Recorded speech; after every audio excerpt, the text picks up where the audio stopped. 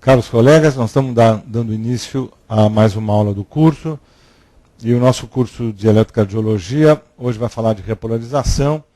Nós vamos ter a apresentação do caso inicialmente, tanto aí para vocês que estão no presencial, como vocês que estão em casa observando na web. A ideia é discutir hoje repolarização ventricular, o intervalo QT, dispersão do QT e alternância da onda T, ferramentas para se entender um pouquinho a repolarização ventricular. Inicialmente, nós vamos fazer a discussão do caso, né? O Dr. Teodomiro vai nos ajudar, fazendo aí realmente a descrição do primeiro caso. E é uma criança de 1 ano, e o Dr. Teodomiro vai descrever o primeiro caso para vocês. Bom dia. História clínica. CS, 1 ano, feminino. Tem história de convulsões e síncopes. Na análise do eletro, apresenta um ritmo sinusal regular com frequência de 126 batimentos por minuto. Onda P normal, intervalo PR normal para a frequência cardíaca. QRS estreito, sem sinais de sobrecargas ou bloqueios. Segmento ST prolongados e seguido de ondas T alternadamente positiva e negativa. Então, o Dr. Teodomiro já colocou, né, o eletrocardiograma de hoje, mostrando realmente o ritmo, as alterações de P, PR e QRS. Mas o que chama atenção, né, claro, numa aula de repolarização, é essa observação da onda T. Né? Vocês percebam que o intervalo QT parece realmente um pouco maior, nós vamos comentar sobre isso, e o que chama atenção também é esta alternância. Né? Eu queria ouvir de vocês aí, né, os professores, se vocês queriam fazer algum comentário aí. Doutor Silvio, doutora Américo, doutora Nancy, doutora Beth. Você quer falar alguma coisa, Américo? Peça o microfone para o Américo. O que mais chama atenção é o QT prolongado, não é? Então, habitualmente, o intervalo QT é curto, ele geralmente não ultrapassa metade do intervalo RR. Nesse caso, o intervalo QT acaba ocupando todo o ciclo cardíaco, não é? Então é uma coisa que chama muita atenção. E numa criança de 1 ano, a gente sempre pensa em uma alteração congênita, não é? Então acho que é essa alteração mais importante. Eu chamaria a atenção também para vocês, que eu acho interessante, é que vocês observam a onda T, principalmente aqui abaixo, né? Vocês vão observar a onda T negativa e a onda T depois ficando positiva. Quer dizer, você vai tendo alterações da onda T como ela fosse realmente alternando batimento a batimento. Como nós vamos falar sobre isso durante essa aula, eu queria estar chamando a atenção para vocês para a presença dessa alternância. Né? Isso realmente é um sinal extremamente importante, né? É uma macroalternância da onda T, e isso é o que mais nos chama a atenção no traçado, como o Dr. Américo colocou, né? A duração desse intervalo QT e essa alternância da onda T. Vamos lá discutir um pouquinho mais adiante agora. Você quer comentar? Tudo bem? Então, o que chama atenção aqui agora nesse traçado já é uma modificação importante, né, com algumas alterações aí arrítmicas, né? E o que observa-se aí embaixo realmente já é uma taquicardia, né? Quer dizer, mostrando realmente uma taquicardia importante. E o que a gente queria chamar a atenção para isso é que essa macroalternância precede fenômenos arrítmicos importantes. Então, eu queria chamar a atenção para vocês para essa arritmia, né, pela presença da arritmia que está aparecendo ali embaixo no D2 longo, e que a gente observa logo após daquela mudança que nós vimos na alternância da onda T. Né? Vocês querem comentar mais alguma coisa? Tudo bem, Silvio? Tudo bem? Está claro? Eu acho que isso é importante, a presença dessa arritmia. E o Dr. Teodomiro vai comentar um pouco sobre o caso.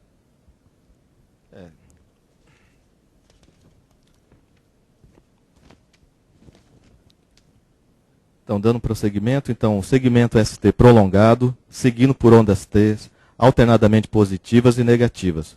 O QT corrigido apresenta 0,694.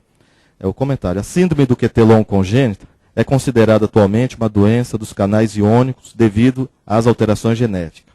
É causa de elevado número de mortes súbitas em jovens, podendo ocorrer em 10% dos pacientes pediátricos, sem sintomas precedentes. Nos Estados Unidos, da América, causa de 3 a 4 mil mortes súbitas por ano. Há 11 tipos da síndrome do QT longo, sendo que as alterações ocorrem nos canais de potássio, exceto no LQ3, em que o canal cardíaco afetado é o de sódio. O LQT pode cursar com surdez neurosensorial. Os sintomas, como síncope, se devem a taquicardia ventricular polimórficas. A onda T alternante ao ECG é sinal de gravidade, predispondo às taquicardias ventriculares pela maior instabilidade elétrica.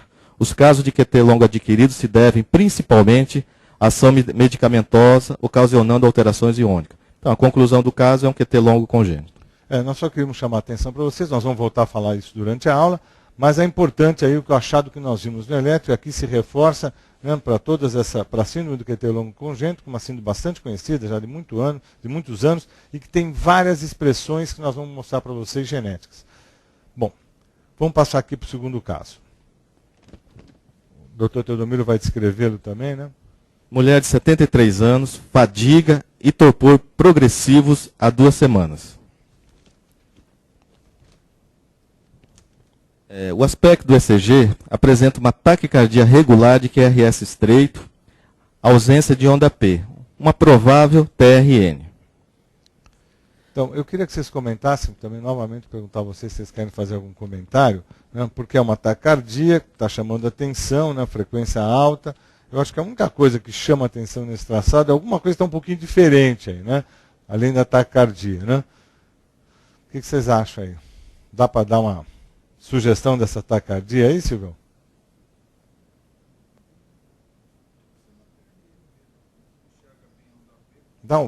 Só passar o microfone para ele, por favor, para o senhor fazer um comentário. Claro, não, só para poder. Estou de acordo. Realmente, assim, o que chama a atenção é a taquicardia. É uma taquicardia realmente regular e o QRS estreito. A gente não consegue visualizar bem ondas P aqui. Então, frequentemente, quando a gente não vê onda P numa taquicardia regular com QRS estreito, a gente suspeita de taquicardia por reentrada nodal, porque geralmente nessas condições a onda P está escondida dentro do QRS. É uma suspeita. A outra coisa assim, a frequência está bem próxima de 150, pelo que eu consigo medir aqui, não sei se aí não... bem próxima de 150. Às vezes taquicardias regulares com frequência de 150 também sugerem flutter atrial.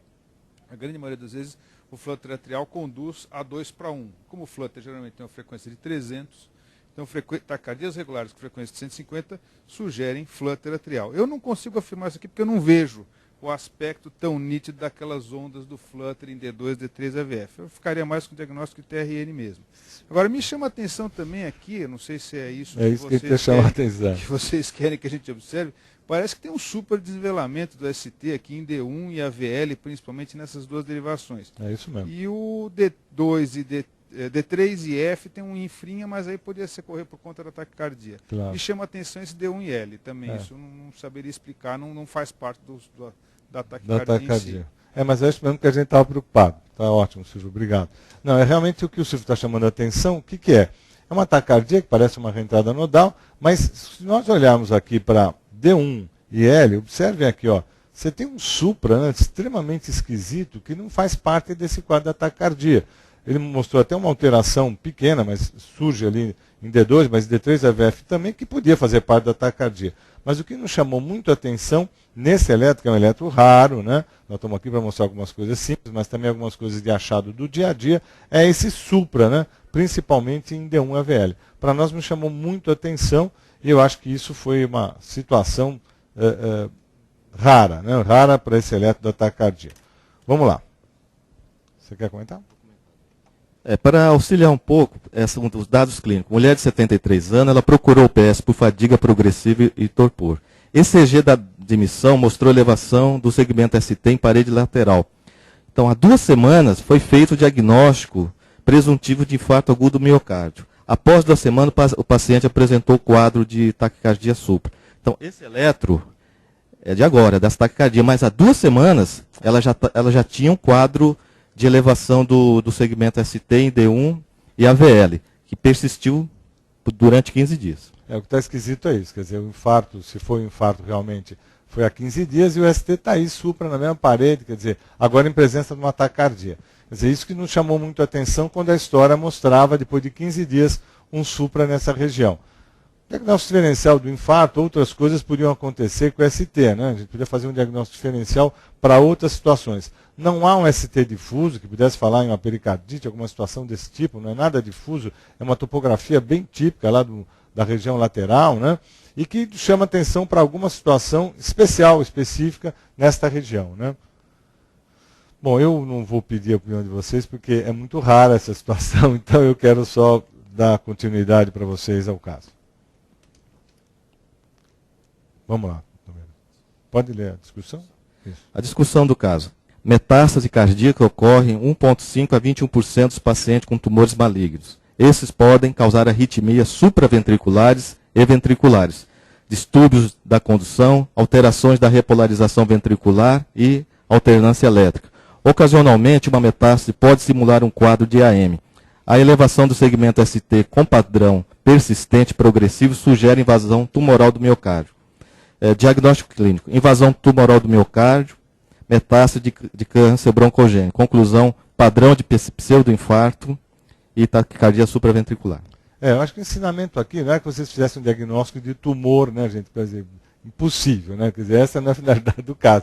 Mas foi realmente o que o Silvio observou. Quer dizer, se olhar para uma taquicardia e, de repente, uma taquicardia tem um padrão de supra em D1-AVL que não condiz com o quadro que a gente estava discutindo. Claro que a gente não queria de forma nenhuma que nós fizéssemos esse tipo de diagnóstico de invasão tumoral. Mas é interessante saber como pode realmente alterar, né, a repolarização e trazer uma imagem de pseudoinfarto. Esse era o ensinamento do caso.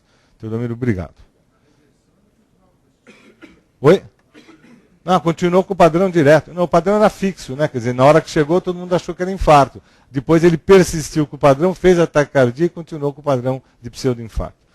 Bom, eu queria chamar a atenção para vocês, nós vamos falar de um assunto que é um assunto de extrema dificuldade sempre, né, no decorrer aí nas questões da eletrocardiologia.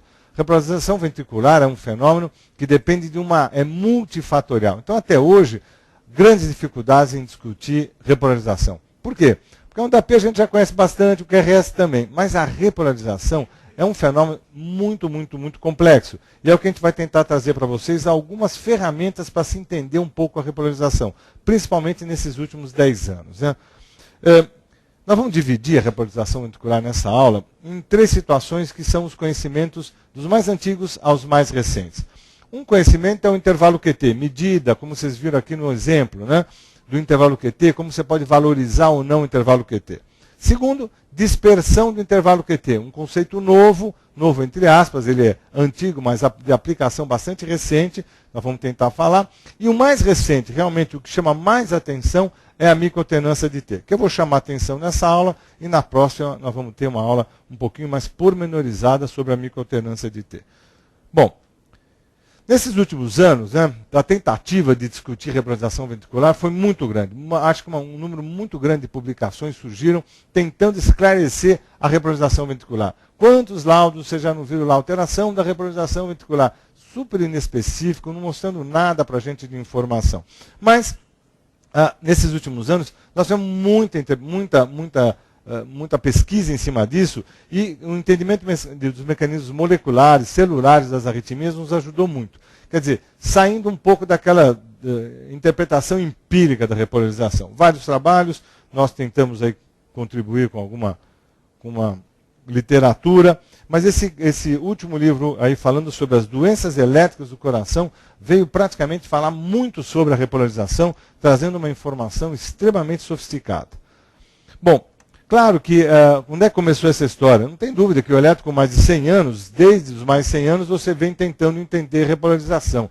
E o Holter, depois de 40 anos, também vem tentando trazer mais informação, porque ele sofistica a informação da arritmia, sofistica alterações dinâmicas da repolarização, e o Holter trouxe muita contribuição. O que ajudou demais, eu diria que não é na última década, acho que são nos últimos 20 anos, é a informática. Quer dizer, as informações lá estavam, mas a contribuição da informática fez rapidez, acelerou essa informação e nos trouxe realmente informações que a gente não conseguia captar. E a eletrofisiologia nos ajudou trazendo informações locais, né? Quer dizer, da informação realmente dentro do coração. E o eletro está sempre tentando tirar uma informação clássica, né, e tentando trazer aplicações práticas. Claro que a eletrocardiologia não invasiva, ela traz uma série de ferramentas e você pode realmente usar várias informações do Holter, do Looper, do alta resolução, o segmento ST, variabilidade, table de teste.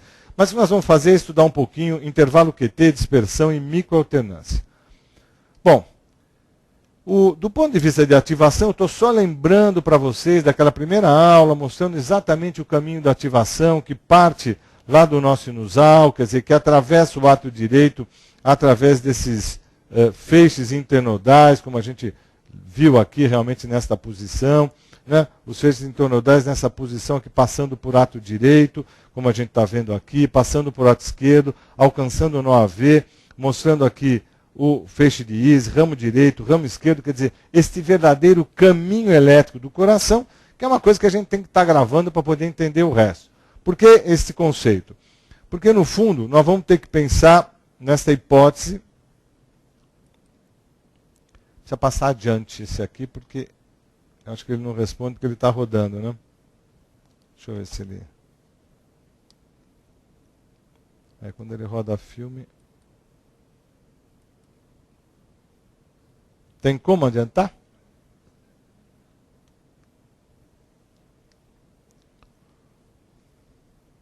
É que o filme fica automático, né? E você não consegue tocar. Vamos ver. Porque o step, teoricamente, acelera o filme, viu, Silvio? Então vamos ver aqui se a gente consegue pegar com o mouse. Também tem um step play. Agora talvez rode, vamos ver. Não rodou?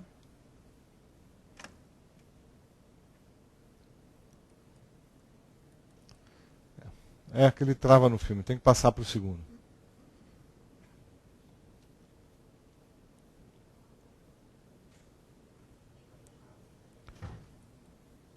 A gente tem tentado com o mouse, isso eu já fiz.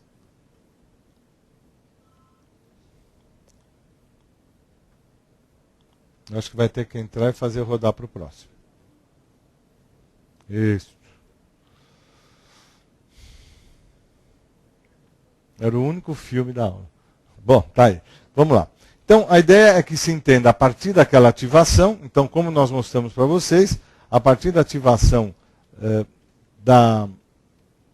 do átrio direito, do átrio esquerdo, nós vamos sentindo o aparecimento desses potenciais. Observem que na ativação, onde vocês estão observando aí, em verde, né, a ativação do átrio direito, a ativação do átrio esquerdo, e aí a possibilidade de nós entendermos, né, a ativação chegando no AV, e vocês vão vendo essa sequência, e notem que a cada momento vai surgindo um potencial de ação. Quer dizer, quando nós olhamos para esse eletro aqui embaixo, né, onde vocês veem o eletro aqui embaixo, nessa situação aqui, ó, onda P que a gente está observando aqui, o que nós vamos observar? Aquele verde é a passagem pelos átrios, depois a passagem pelo átrio já se está chegando no nó, a V, depois você observa a passagem lá pelo feixe de Is, e assim os potenciais de ação vão se organizando, se reunindo, para praticamente criar o QRS, como vocês estão observando lá. E depois começa a repolarização. Então, todo esse fenômeno sequencial de potenciais de ação, eu vou insistir nesse conceito, é que a reunião desses potenciais de ação vão criando o QRS, de forma que a gente vai entendendo que este é um verdadeiro caminho elétrico e a formação desse fenômeno depende realmente de cada miócito, de cada potencial de ação. O que a gente quer chamar a atenção é realmente para as mudanças que nós vamos sentir nisso.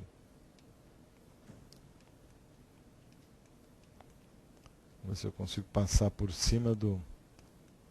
Ele está voltando para trás. Vamos ver aqui. Espera aí. Vamos ver se a gente passa agora sobre o filminho.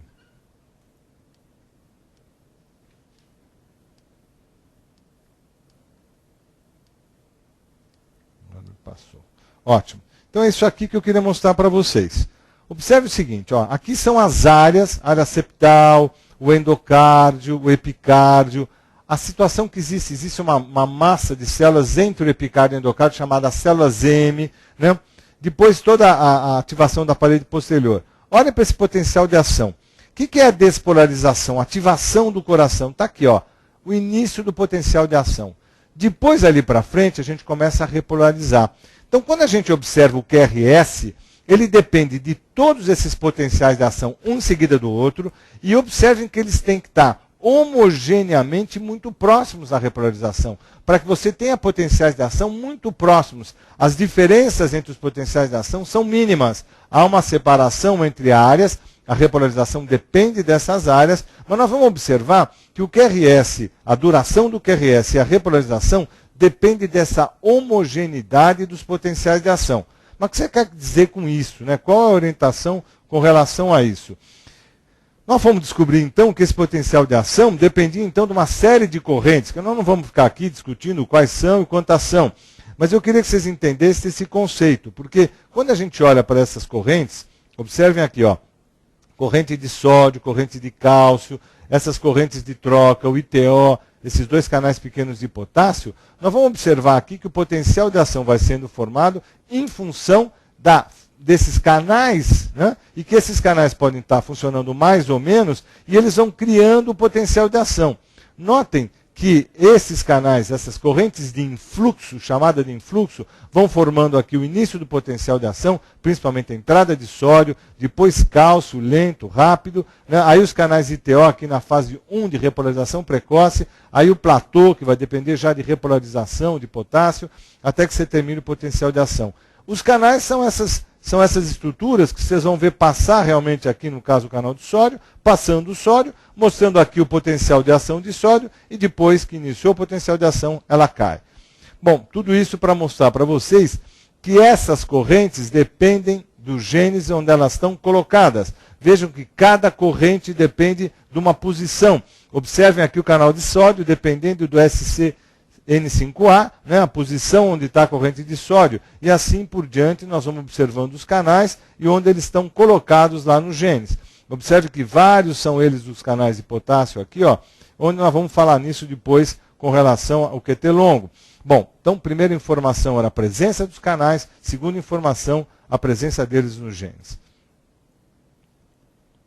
Do ponto de vista, então, de conhecimento, a primeira observação sobre repolarização foi o intervalo QT, uma medida fácil, né, onde você poderia estar medindo o intervalo QT e observando do início do QRS até o final da onda T. E essa medida, no intervalo QT, nós usamos sempre uma fórmula, a fórmula de Basé, existem outras novas formas, com algumas correções pela frequência, mas de forma que você pudesse estar medindo o QT e fazendo uma continha aqui, ó, onde você faz o QT sobre a raiz quadrada do RR, e você vai ter, então, uma informação em segundos. A fórmula do Basé dá um valor normal acima de 440 milissegundos, e nós acreditamos que o normal para o homem e para a mulher tem uma pequena diferença, né, no homem 460, na mulher 480. Então, você podia estar medindo o intervalo QT, e essa foi a primeira informação de repolarização importante para nós. Importante é que o intervalo QT mediria 3/4 da repolarização, né? Não praticamente toda a repolarização. E algumas informações interessantes sobre o QT.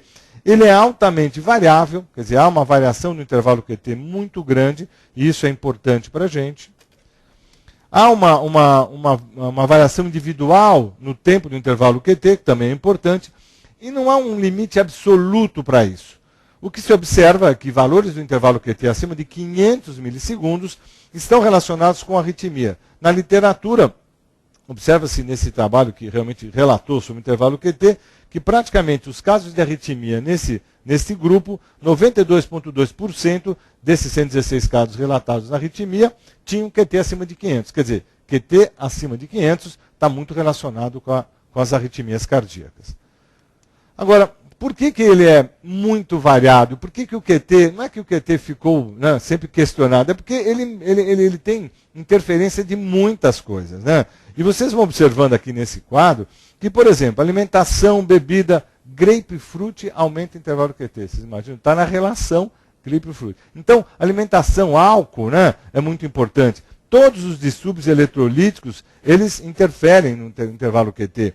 O hipotireoidismo, o próprio treinamento esportivo, a obesidade, né? O alcoolismo, mesmo, não só a utilização regular, socialmente do álcool, doenças cardíacas no modo geral, o sono interfere no intervalo QT, drogas, né?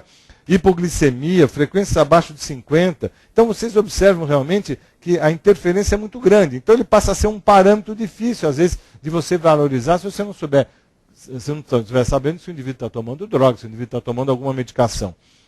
O que me chama muito a atenção, eu queria comentar com vocês, com relação também ao QT, é essa possibilidade do que a gente viu aí no exemplo da aula, né?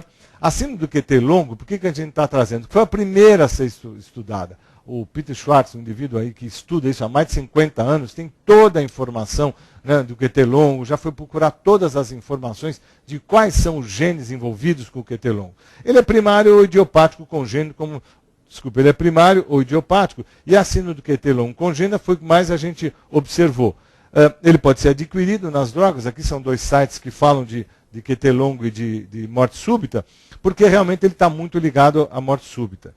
O que chama muito a atenção também é que eles estão ligados, e agora vamos começar a entender um pouco a história da repolarização que eu queria trazer para vocês.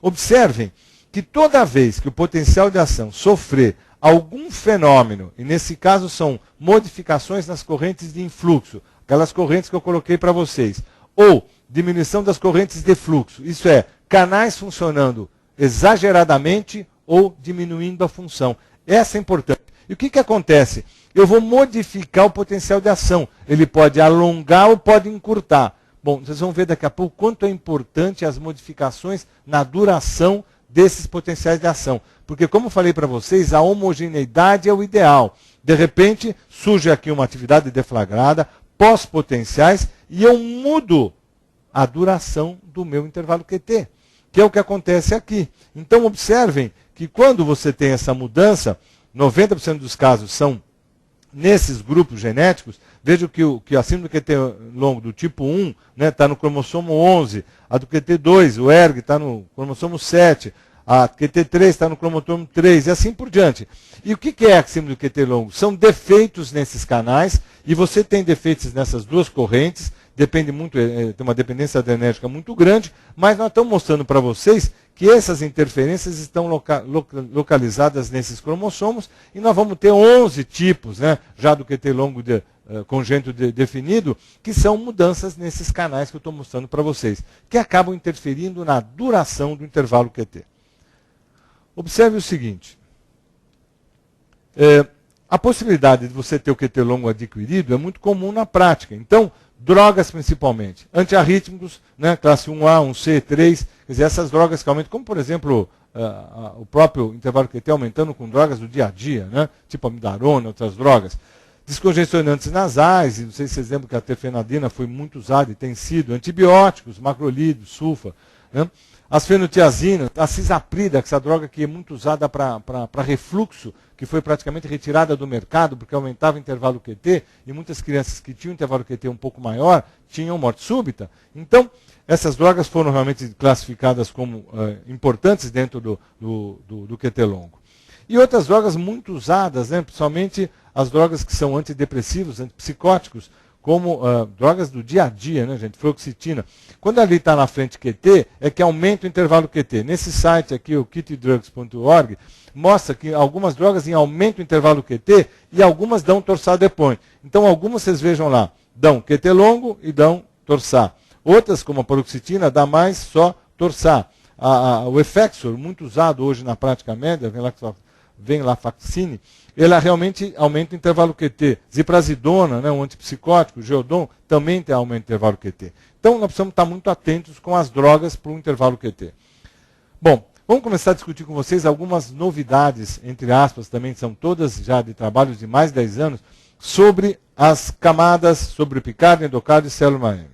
Bom, esse trabalho do Anzelevich, já publicado há muito tempo, depois, em 2001, praticamente ele traz a ideia de dispersão espacial. O que ele queria mostrar para a gente? Ele queria mostrar que esta sequência que aqui está, né, uma sequência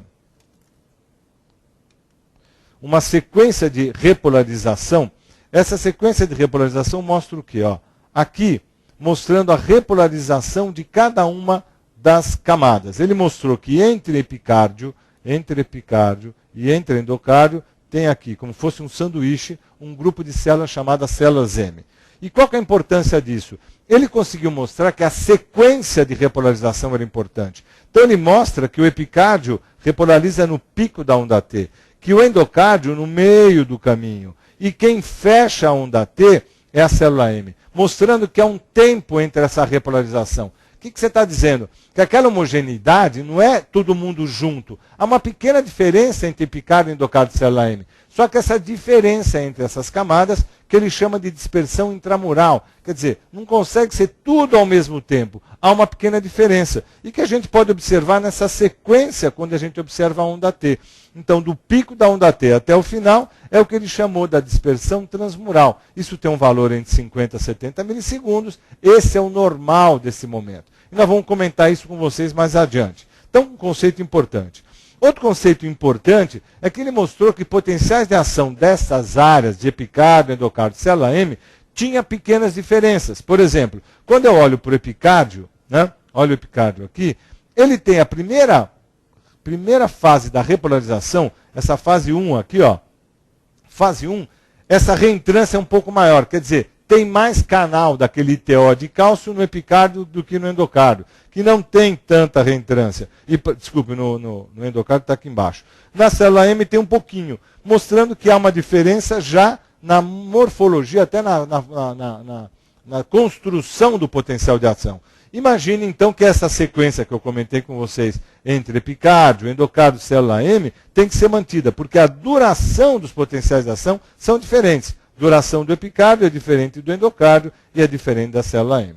Né? Então, essa forma, essa morfologia é importante. Notem que aqui abaixo, quando a gente observa a sequência normal, a onda T está positiva. Quando a sequência se altera, eu já vejo a onda T negativa. Então, alterações na sequência da repolarização estão mostrando modificações na onda T. Aqui um exemplo típico, né, onde você tem diferenças entre epicárdio e endocárdio. Notem aqui, ó, aquilo que eu falei.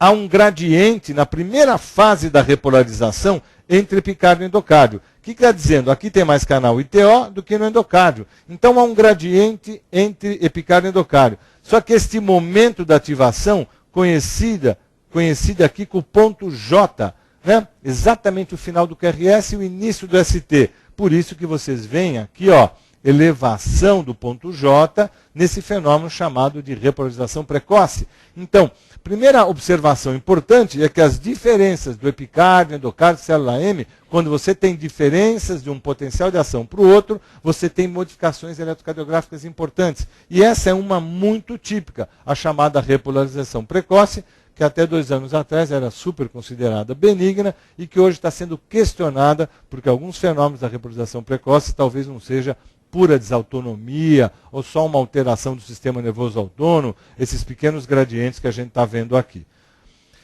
Aqui eu vou tentar fazer uma comparação para vocês, que eu acho que aí fica muito claro do que a gente está começando a tentar colocar para vocês.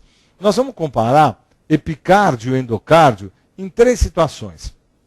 A repolarização precoce, a síndrome do QT longo e a síndrome de Brugada. Olha aí, se eu coloco eletrodos no epicárdio e endocárdio e vou comparar, né, potenciais de ação, eles são muito semelhantes entre o endocárdio e o epicárdio. Pequenas diferenças de duração. Aqui, por exemplo, embaixo, veja na repolarização precoce. Se você olhar a duração do potencial de ação, a duração é igual. O que está acontecendo? Está havendo um gradiente entre o epicárdio e o endocárdio. Quando tem gradiente, você tem aquela elevação que a gente viu lá no eletro, que é a repolarização precoce. No QT longo, olha que diferença. Você olha para o potencial de ação e, de repente, o que aconteceu? Aumentou o potencial de ação. Ele ficou maior em tempo. E você tem vários potenciais aqui, pós-potenciais precoces. Quer dizer, não é que você tem só um gradiente, você já tem uma dispersão de um potencial de uma área para outra, de forma que um potencial de ação está durando mais que o outro. Observem aqui que você cria, além do gradiente de voltagem, você tem esses pós-potenciais criando gradientes de voltagem até na recuperação. que isso é arritmogênico. Então, vejam a diferença do que é repolarização precoce para esse fenômeno do QT longo. A repolarização precoce tem gradiente, mas não há longo potencial de ação. Aqui não, você tem diferenças de tempo dos potenciais de ação, e é isso que nós vamos criar na recuperação, e que é isso que é arritmogênico. Mas olha no Brugada que diferente. Ó, você tem o potencial de ação aqui normal, de repente o canal deixa de funcionar no Brugada e cai o potencial de ação. Onde vai o potencial de ação? Ele praticamente fica curto, né? Perto do potencial de ação habitual. Então notem que essa diferença, agora importante, mudando o tempo, isso é arritmogênico. Por isso que o Brugada é uma doença fatal, né? Quando ela tem a sua arritmia importante. Isso nós temos que começar a ter como conceito, e esses conceitos são extremamente modernos e nós precisamos entender. Para isso, eu vou colocar esse conceito de dispersão para vocês entenderem um pouquinho desde o começo como foi a história. Quer dizer, o que eu estou falando para vocês é que diferenças no intervalo QT, nessa recuperação, mostram diferenças regionais da repolarização. Quer dizer, a repolarização começa a mudar de área para área. Essa heterogeneidade, quer dizer, na hora que você tem recuperações heterogêneas, não homogêneas, você tem muito maior risco de evento arrítmico, como a gente percebeu, que aumenta o potencial de ação. Então, variações na duração do QT sugerem um marcador da arritmia. Então, isso que é importante a gente entender, primeiro, da dispersão, do conceito da dispersão. Claro que se nós olharmos para a dispersão, o que ela é do ponto de vista conceitual? São tempos distintos de recuperação do miocárdio. Quer dizer, ela é temporalmente não uniforme. Então, aqui está o que a gente chama de normal, né? Ó, normal. Eles são próximos, intervalo QT normal. De repente, surgem outros potenciais, pós-potenciais, que vão mudar a morfologia, a característica do potencial de ação, aumentando o intervalo QT. Nesse gap, quer dizer, uma área está recuperando, a outra já recuperou. Você vai vendo que surgem algumas frentes de onda recuperada, outras não. Isso dá um hiato capaz de ter lá um extrasístole, um fenômeno que vai desencadear uma arritmia. Então vejam, áreas que recuperaram, áreas que não recuperaram, e aí você tem diferenças de recuperação área a área. Bom, e daí? E daí que essa dispersão ela é intramural, como mostrei para vocês, quer dizer, na mesma camada do músculo cardíaco, endocárdio, epicárdio e célula M pode ter potenciais diferentes, então você pode ter uma dispersão onde, por exemplo, o epicárdio sofreu uma isquemia, os outros recuperam, o epicárdio demora mais, e você alonga o potencial de ação. Então você pode ter, realmente, numa região, potenciais de ação diferentes, como você pode ver numa região A, da região B, um é mais curto, o outro é mais longo. Mas você pode ter isso entre as várias camadas de músculo. Quer dizer, uma dispersão que, além de ser dentro da própria camada, pode ser entre as várias camadas. E aí você vai ter de uma região para outra. Eu tenho um slide que eu acho que mostra muito bem isso. Observe o seguinte, vou explicar isso aqui que não é difícil. Isso aqui são mapas de tempo durante isquemia. O que é isso? Num batimento, nós vamos da base para o ápice, né? Você vai observando lá as linhas isóconas de tempo de ativação, caminho da ativação habitual. Se eu vou olhar isso em tempo, aqui na frente, quer dizer, que a gente vai observar as áreas que estão repolarizando, veja como as linhas estão muito próximas na região A e as linhas estão mais separadas na região B. O que está mostrando? Que esses potenciais de ação são diferentes. Então você vai ver que em A, como aqui tempo demora mais, ele vai ter isso aqui um pouquinho durando um pouco mais esse potencial de ação. Aqui, que as linhas estão mais separadas, o tempo é menor. Quer dizer, há um potencial de ação diferente naquela mesma situação, onde você tem um potencial de ação maior e um menor. Eles não são idênticos. Num segundo batimento, aqui a mesma história, vocês veem a ativação indo do ápice para a base, só que você observa aqui que de um batimento para o outro, olha o A, olha o B e o C, diferentes, você tem do batimento diferente um potencial de ação mais curto, um potencial de ação mais longo. Quer dizer, você tem alterações praticamente dentro da mesma área e alterações de batimento para batimento. E é essa que é a gênese dessa história da dispersão. Quer dizer, a dispersão surge mudando repolarizações de várias áreas, que é esse conceito que a gente tem que entender. E só um exemplo. Imagine aqui um controle, aqui está o epicárdio, aqui está a célula M fechando aqui a repolarização, pico final, isso é a dispersão. E uma droga, pentobarbital, que foi dado a esse indivíduo, vocês observem como aproxima o potencial de ação e diminui a dispersão.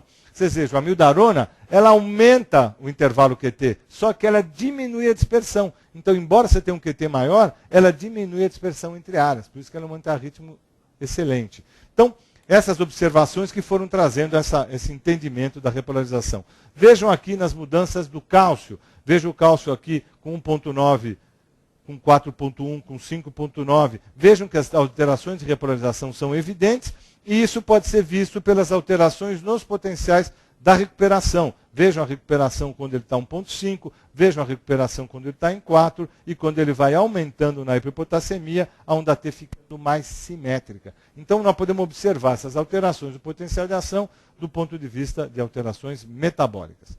O Mark Malik, esse indivíduo inglês que trabalhou com repolarização ventricular, fez uma revisão de trabalho sobre dispersão.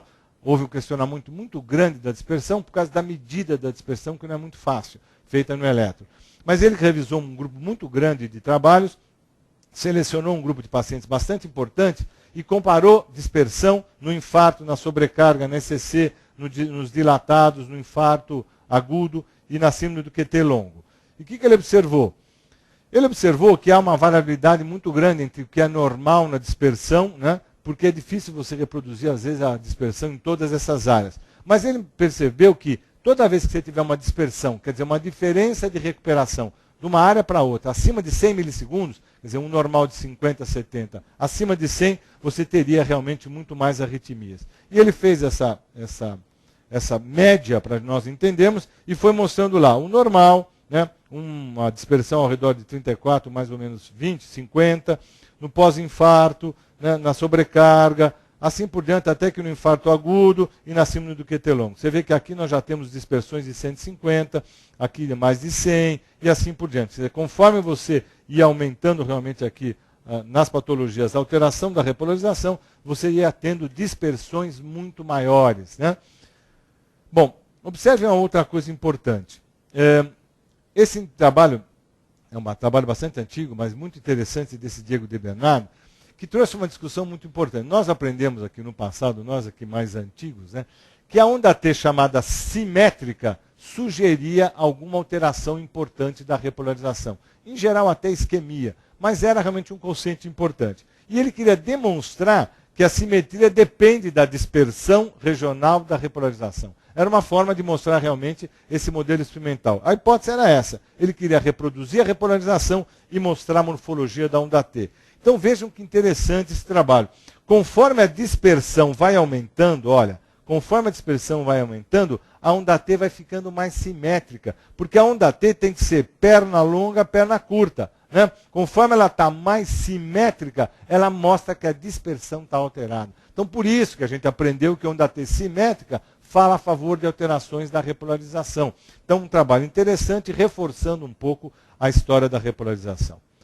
Finalmente, um tema bastante moderno, novo, atual, que nós temos trabalhado muito aqui no nosso serviço, que é a alternância de T, mais uma ferramenta para se entender tudo que a gente está comentando.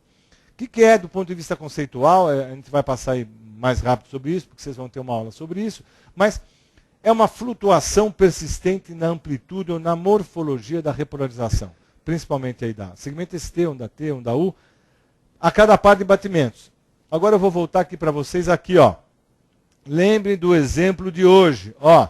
Aquela criança com QT longo, né, com onda T alternando, precedendo a arritmia grave. Então, isso há mais de 50 anos, está descrito. Macroalternância de T precede situações extremamente graves, né, arritmias extremamente graves. Então não adianta descobrir macroalternância, não adianta. A hora que você descobriu, está morrendo o indivíduo na sua frente. Então, qual foi o trabalho? Foi tentar descobrir pequenas oscilações da onda T, microalternância de T, que trouxessem para nós informações sobre a possibilidade desse indivíduo vir a ter taquiarritmias importantes. E realmente a microalternância se mostrou com valor preditivo negativo muito interessante. E isso principalmente nos casos pós-infarto. Foi isso que chamou a atenção da microalternância. Bom, como se descobre a microalternância, onde se chega lá, nós vamos ter nas próximas aulas. Mas, Por que eu estou trazendo essa informação? Para vocês entenderem como mais uma ferramenta que pode nos mostrar um pouquinho como funciona a repolarização. Eu falei no início para vocês que a repolarização ela é muito complexa. Ela ocupa 90% do potencial de ação. Né? Você vê aquela pico dali para frente, está tudo repolarizando. Com múltiplos processos de correntes iônicas. Um monte de corrente de influxo e fluxo. Em nível celular, aumenta o potencial de ação, pós-potenciais, aumento da automaticidade, foram os fenômenos que nós percebemos que eram importantes para as arritmias. E percebemos as alterações batimento a batimento quando a repolarização é heterogênea. Agora, isso é alternância de T, quer dizer, ela pode perceber essas alterações batimento a batimento. Vejam, quando você estuda a microalternância e a arritmia, a gente começa a perceber por que a repolarização mais longa favorece a reentrada, quando você tem a dispersão aumentada e é heterogênea. Então, mais bloqueios unidirecionais, fracionamento, né, e reentrada. Isso que favorece realmente as arritmias. Alternância dos potenciais de ação. Esse é um conceito que a gente tem que gravar. Começou a alternar batimento, potencial de ação área para área, isso confunde a repolarização, altera a repolarização, alonga o intervalo QT. Então, esse aumento e encurtamento da repolarização, vocês viram lá no indivíduo com repolarização precoce, que era só um gradiente, mas no QT longo não, aumentou o potencial de ação, muito mais importante do que era, o Brugada cai o potencial de ação. Essas situações de aumento e encurtamento da repolarização trazem gradientes e trazem muito mais arritmias. Bom, esses mecanismos celulares que nós comentamos, dispersão espacial transmural da refratariedade, quer dizer, quando você alterna na repolarização, principalmente a repolarização, depois vem na propagação. Então, primeiro você tem alternância na repolarização, e aí você acaba realmente sabendo que de início isso surgiu na propagação dessa repolarização. E lembrar que a heterogeneidade temporal do batimento, né, praticamente batimento a batimento, é alterado pelas alterações, principalmente daquelas células M. Um conceito que eu acho importante, e aqui dá para, visual isso aqui, né, um trabalho que realmente foi publicado já há alguns anos, mostrando o que eu falei para vocês. Aqui está endocárdio com 224, célula M com 234 de duração, epicárdio com 184. Aí a gente entende que o epicárdio repolariza aqui, o endocárdio repolariza aqui, né, e quem fecha é a célula M.